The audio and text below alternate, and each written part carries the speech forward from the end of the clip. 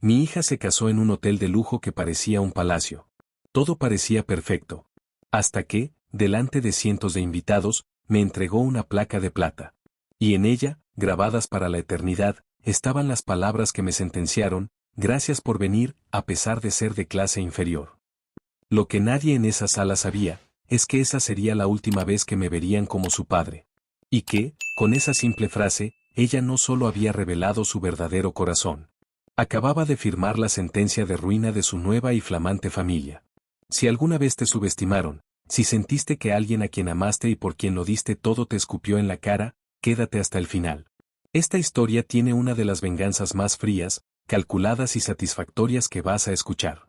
Dale like, suscríbete y dime en los comentarios, ¿hasta dónde llegarías tú por respeto? Mi nombre es Ernesto, tengo 58 años. Y esta no es solo la historia de una boda. Es la historia de cómo enterré emocionalmente a mi única hija, después de que ella decidiera enterrarme en vida. Mi historia con Julieta comenzó con un abandono. El de su madre. Nos dejó cuando mi hija tenía apenas 3 años. Se fue con otro hombre, buscando una vida de lujos que yo, un simple mecánico, no podía darle. Recuerdo la confusión en los ojitos de Julieta, preguntando por mamá. Y recuerdo el juramento que me hice a mí mismo esa noche, mientras la acunaba para que se durmiera: yo sería todo para ella. Padre y madre. Su roca. Su todo. Y lo fui. O al menos, lo intenté con cada fibra de mi ser. Mi vida se convirtió en una sinfonía de sacrificios. Desde entonces, cada plato de comida sobre la mesa, cada abrigo en invierno, cada cuaderno y cada lápiz para la escuela, fue pagado con el sudor de mis manos y el aceite de motor bajo mis uñas. Fui mecánico de día y repartidor de pizzas de noche. Los fines de semana, hacía trabajos de electricista. Hice lo que fuera necesario para que a ella nunca le faltara nada. Aprendí a trenzar su pelo, a contarle cuentos con diferentes voces, a cocinar su lasaña favorita.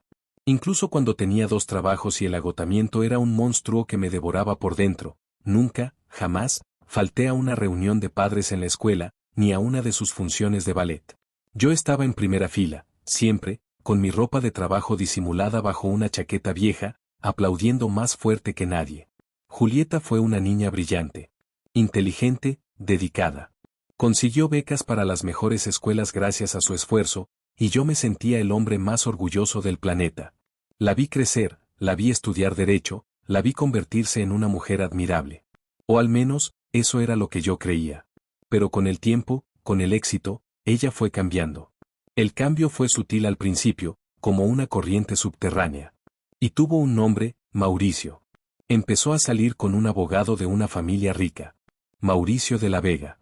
Hijo de gente con un apellido que abría todas las puertas. Tenía un coche blindado, cenaba en restaurantes en azoteas con vistas a toda la ciudad, y tenía una forma de mirarme, desde el primer día que lo conocí, que me dolía más que un golpe. Era una mirada de condescendencia, de análisis, como si estuviera evaluando a un mueble viejo en la casa de su novia. Al principio, pensé que eran imaginaciones mías. La inseguridad del padre de clase trabajadora. Pero entonces empezaron las pequeñas humillaciones, las indirectas, siempre dichas con una sonrisa dulce por parte de mi hija. Papá, ese bigote que llevas, ¿no crees que está un poco pasado de moda? Mauricio dice que te hace parecer un actor de telenovela barata. Papá, el sábado los padres de Mauricio han organizado una cena en el club de campo. Quizás es mejor que no vengas. Ya sabes, es un ambiente muy formal. Te aburrirías.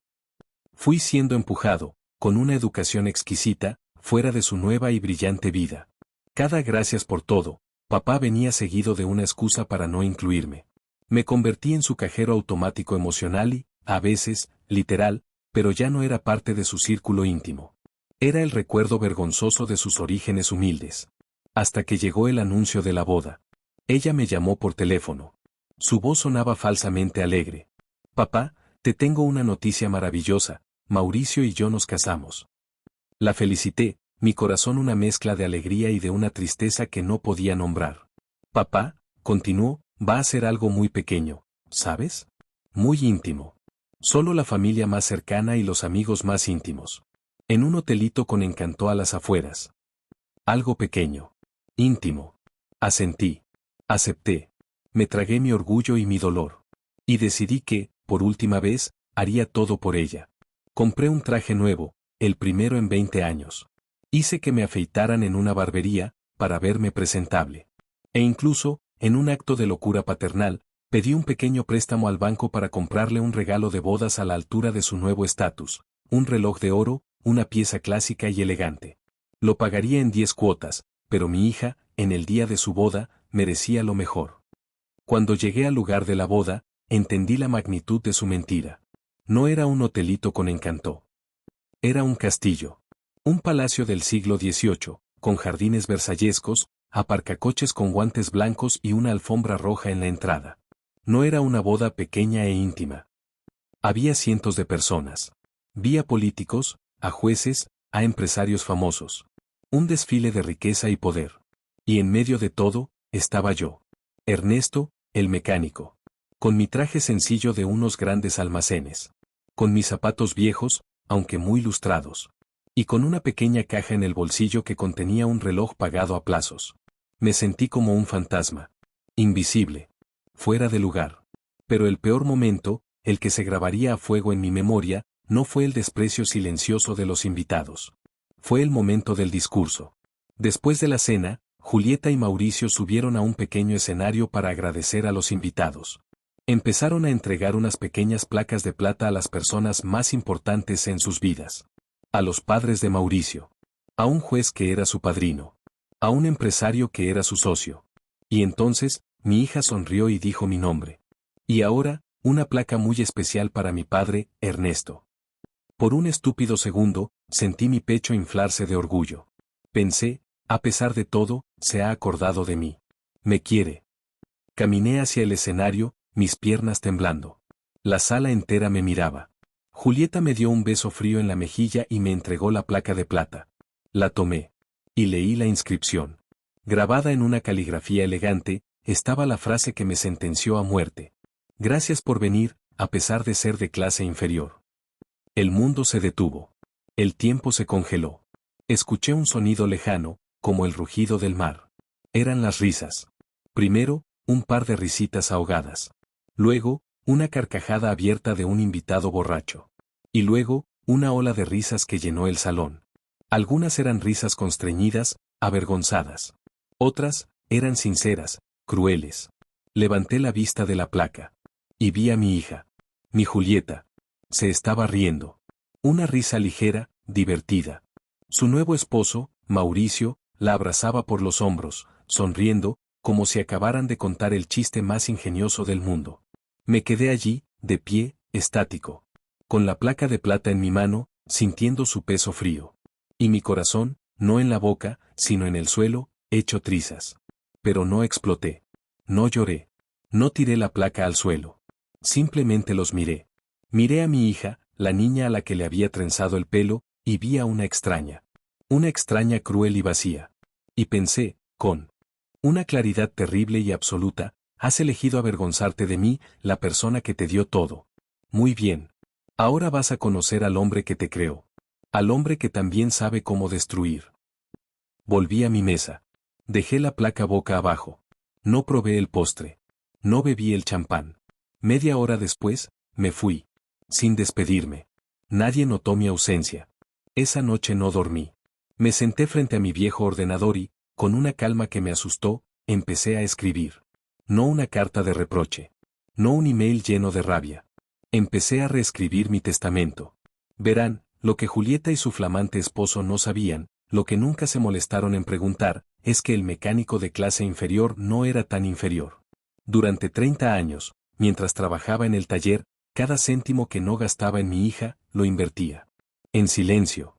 Con paciencia. Compré un pequeño apartamento. Luego otro. Los alquilé. Con ese dinero, compré un tercero. Y hace 15 años, fundé una pequeña empresa de mantenimiento industrial. Una empresa sin glamour, pero increíblemente rentable, con más de 30 empleados. Yo no era un hombre pobre. Era un hombre rico que vivía como un hombre sencillo. Mi fortuna, construida con el sudor de mis manos y la inteligencia de mis inversiones, superaba los 600.000 euros, sin contar las propiedades. Y en mi testamento original, el 90% de todo eso, mi legado, era para mi única hija, Julieta. Pero aquella noche, con el eco de las risas todavía en mis oídos, todo cambió. Reescribí cada cláusula. Con la precisión de un cirujano. El Nuevo Testamento era mi obra maestra. Mi venganza final. En virtud de la profunda y pública deshonra infligida por mi hija, Julieta, en el día de su boda, acto que demuestra una falta total de amor, gratitud y respeto filial, decido revocar todas las disposiciones anteriores y legar la totalidad de mi patrimonio de la siguiente manera. Dejé una parte a mis 2 empleados más leales, hombres que habían estado conmigo desde el principio. Dejé otra parte a la hija de mi vecina, una joven estudiante de medicina que me llamaba tío Ernesto, y que a menudo venía a mi casa a traerme un plato de comida caliente. Y la mayor parte de mi fortuna la legué a una organización sin ánimo de lucro que yo mismo creé esa noche, la Fundación El Sudor y el Sueño, dedicada a dar becas universitarias a jóvenes de familias obreras sin recursos. A Julieta le dejé la suma simbólica de 1.000 euros. Y la placa de plata. Pero mi venganza no terminó ahí. Había un último acto. Un golpe de gracia que el destino puso en mis manos. La empresa del padre de Mauricio, constructora de La Vega, era uno de los principales clientes de mi pequeña y anónima empresa de mantenimiento industrial. Nosotros nos encargábamos de la revisión de toda su maquinaria pesada. Tenían una deuda con nosotros de casi 100.000 euros por servicios prestados. El lunes por la mañana, llamé a mi gerente. Cancela el contrato con De La Vega, le ordené. Y emite una orden de cobro judicial por la totalidad de la deuda. Inmediatamente. Pero, señor, son nuestro mayor cliente. Eran, lo corregí. Ahora son un riesgo. Hazlo. La retirada de mis servicios, junto con la demanda judicial, fue la primera ficha de dominó. Desencadenó una cascada de problemas para la constructora, que ya estaba en una situación financiera precaria. Otras empresas proveedoras, al oír la noticia, empezaron a exigir sus pagos. Los bancos se pusieron nerviosos. Meses después, fui ingresado en el hospital por un problema de corazón. La noticia llegó a oídos de Julieta. Su mundo, mientras tanto, se había desmoronado. La empresa de su suegro se había declarado en quiebra. Mauricio había perdido su trabajo de lujo. Vivían en un apartamento alquilado, luchando para pagar las facturas. Ella apareció en mi habitación de hospital. Con lágrimas de cocodrilo. Con súplicas de perdón. Papá, lo siento. Fue una broma estúpida. Te necesito. Te quiero. Era demasiado tarde. Justo en ese momento, como yo había planeado, llegó mi abogado. Con una copia del Nuevo Testamento, ya legalizado y notariado. Se lo entregó. Su padre quería que usted fuera la primera en saberlo. Vi cómo sus ojos recorrían las páginas. Vi su rostro pasar de la esperanza a la incredulidad, y de ahí a una furia monstruosa. «Estás loco», me gritó. «Es todo mi dinero, soy tu única hija». «Una hija», le respondí, mi voz débil por la enfermedad pero firme por la convicción, que llama a su padre de clase inferior, no merece la herencia de un hombre de clase inferior. Ahora, por favor, vete. Estoy cansado. Hoy, Julieta y su esposo viven una vida modesta. El castillo se convirtió en un apartamento alquilado. Los superiores ahora son sus acreedores y sus arrepentimientos. ¿Y yo? Sobreviví a la operación. Ahora vivo en paz. Vendí mi empresa y dedico mi tiempo a mi jardín y a la fundación. Todas las semanas, visito a los jóvenes becados. Hay una chica en particular, la primera que recibió la beca completa, que a veces viene a mi casa a tomar el té. Me llama Don Ernesto. Y me cuenta sus sueños de ser arquitecta. A veces, me abraza al despedirse. Un abrazo sincero, lleno de gratitud.